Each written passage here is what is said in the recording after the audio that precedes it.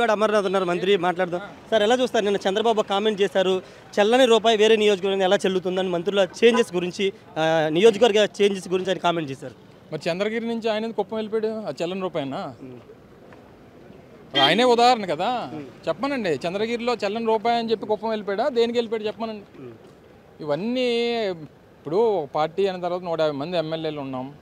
జగన్మోహన్ రెడ్డి గారు అనేక సందర్భాల్లో గడిచినటువంటి సంవత్సరాల కాలంగా చెప్తా ఉన్నారు. పరిస్థితులు, సామాజిక సమీకరణలు, అక్కడ ఉన్నటువంటి రాజకీయ పరిస్థితులు ఇవన్నీ బేరీ చేసుకొని ఒక నాయకుడు నిర్ణయాలు తీసుకుంటాడు. తీసుకున్నప్పుడు ఇక్కడ తీసి అక్కడ పెట్టితేనో లేకపోతే ఉన్నటువంటి వారిని కొంతమంది తప్పిస్తేనో ఇంకా చెల్లని రూపాయలు అనుకుంటే ఎలాగా? మరి ఈయనే ఒక ఉదాహరణ కదా.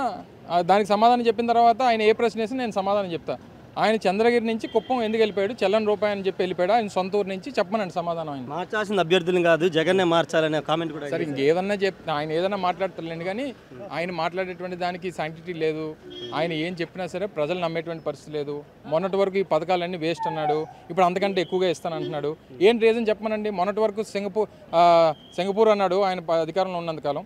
మేము పేదవాడికి సంక్షేమం అందిస్తే శ్రీలంక అయిపోతుంది అన్నాడు. మరి ఇదే శ్రీలంక అయిపోతానన్నటువంటి మనిషి మరి ఈరోజు మాకంటే ఎక్కువ ఇచ్చేస్తానని చెప్పి ఎందుకు చెప్తున్నాడు? మరి జగన్మోహన్ రెడ్డి గారిని ఫాలో అవుతున్నట్టే కదా. మేము ఇచ్చినటువంటి పెన్షన్లు ఇస్తామంటున్నాడు, మేము ఇచ్చినటువంటి పథకాలు ఇస్తామంటున్నాడు. పేర్లు మార్చి నేను పథకాలు ఇచ్చేస్తానంటే నువ్వు గతంలో 14 సంవత్సరాలు ముఖ్యమంత్రిగా ఉండి ఏ రోజు ఇవ్వనటువంటి వాడివి ఈరోజు మళ్ళీ నేను ఇచ్చేస్తాను, నాకు అధికారం ఇస్తే అని చెప్పానంటే నమ్మేటువంటి పరిస్థితుల్లో ప్రజలు లేరు. ఏ లీడర్ కన్నా క్రెడిబిలిటీ అనేటువంటిది వెరీ ఇంపార్టెంట్. ఆ క్రెడిబిలిటీ జగన్మోహన్ రెడ్డి గారికి మాత్రమే ఉంది. ఇంకెవరు ఏం చెప్పినా సరే నమ్మేటువంటి పరిస్థితుల్లో ప్రజలు లేరు. ఉమ్మడి విశాఖలో కూడా చేంజెస్ భారీగా ఉంటాయి అంటున్నారు. ఇప్పుడే విశాఖపట్నం ఏం అతీతం కాదు కదా. విశాఖపట్నం అన్నా ఇంకో జిల్లా అన్నా ఏ జిల్లా అన్నా సరే అక్కడ పరిస్థితులు, సామాజిక పరిస్థితులు, అక్కడ ఉన్నటువంటి పర్ఫార్మెన్స్లు వీటన్నిటి మీద ఆధారపడి ముఖ్యమంత్రి గారు నిర్ణయం తీసుకుంటారు. సో అందులో రేపు అల్టిమేట్ మోటో ఏంటి? రేపు మళ్ళీ రాష్ట్రంలో వైఎస్ఆర్ కాంగ్రెస్ పార్టీ అధికారంలో రావాలి, కోట్లాది మంది ప్రజలకి సంక్షేమం అందించాలి. ఈరోజు కేబినెట్ సమావేశమైంది. ఆరోగ్యశ్రీ స్కీమ్ అనేటువంటిది 25 లక్షల రూపాయలకి ట్రీట్మెంట్ వరకు తీసుకెళ్లేటువంటి కార్యక్రమం, ఒక బృహత్తరమైనటువంటి కార్యక్రమం చేశాం. దాంతోపాటు ఆడుదాం ఆంధ్ర అనేటువంటి కార్యక్రమం దాదాపు 35 లక్షల మంది పిల్లలు, ఆడపిల్లలు కానీ మగపిల్లలు కానీ ఈరోజు రిజిస్టర్ చేసుకొని స్పోర్ట్స్ యాక్టివిటీస్లో పార్టిసిపేట్ చేయబోతా ఉన్నారు. 1వ తారీఖు నుంచి 2750 రూపాయల పెన్షన్ 3000 రూపాయలు కాబోతా ఉంది. వైఎస్ఆర్ ఆసరా ఆఖరి విడత పేమెంట్ చేయబోతా ఉన్నాం. వైఎస్ఆర్ చేతి కింద 4వ విడత కార్యక్రమం చేయబోతా ఉన్నాం. ఇది కొన్ని విప్లవాత్మకమైనటువంటి నిర్ణయాలన్నీ కూడా ఈరోజు తీసుకునేటువంటి కార్యక్రమం చేశాం.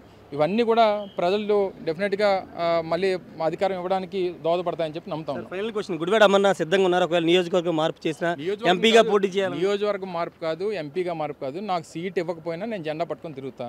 ఒకవేళ నాకు పరిస్థితి బాగాలేదు, నాకు నా పర్ఫార్మెన్స్ కానీ లేకపోతే అక్కడ రాజకీయ సమీకరణలో అమర్నాథ్ సీట్ ఇవ్వడానికి కుదరదు అని చెప్పి జగన్మోహన్ రెడ్డి గారు చెప్తే హ్యాపీగా జెండా పట్టుకొని తిరుగుతాం. Okay, thank you sir. Thank you. మొత్తంగా అయితే ఖచ్చితంగా ఒక హాట్ కామెంట్ అయితే చేయడం జరిగింది. ముఖ్యమంత్రి ఎలాంటి నిర్ణయం తీసుకున్నా ఒకవేళ సీటు లేదన్నా పోటీ చేయొద్దని జగన్ చెప్పినా నేను ఆనందంగా సంతోషంగా కార్యకర్తలాగా జెండా పట్టుకుని జగన్ గెలుపు కోసం కృషి చేస్తారని గుడివాడ అమర్నాథ్ చెప్పారు. ఇది ఖచ్చితంగా ఒక కీలక కామెంట్ అని చెప్పాలి. మంత్రులు కానీ ఎమ్మెల్యేలు కానీ సిట్టింగ్లు మార్చిన తర్వాత కొంతమంది సీట్ లేకపోతే తీవ్రస్థాయిలో అసంతృప్తులు వ్యక్తం చేస్తున్న నేపథ్యంలో మంత్రి గుడివాడ అమర్నాథ్ మాత్రం తనకి సీట్ ఇచ్చినా ఇవ్వకపోయినా అసలు పోటీ చేయొద్దన్నా కానీ తనకు ఎలాంటి ఇబ్బంది లేదు. ముఖ్యమంత్రి తనకి ఎంతో గౌరవం ఇచ్చారు కాబట్టి ఖచ్చితంగా ఆయన ఏ నిర్ణయం తీసుకున్నా స్వాగతిస్తారని మంత్రి గుడివాడ అమర్నాథ్ చెప్తున్నారు. కెమెరా పర్సన్ ఫనీతో రాయేష్ RTV వెలగబూడి నుండి.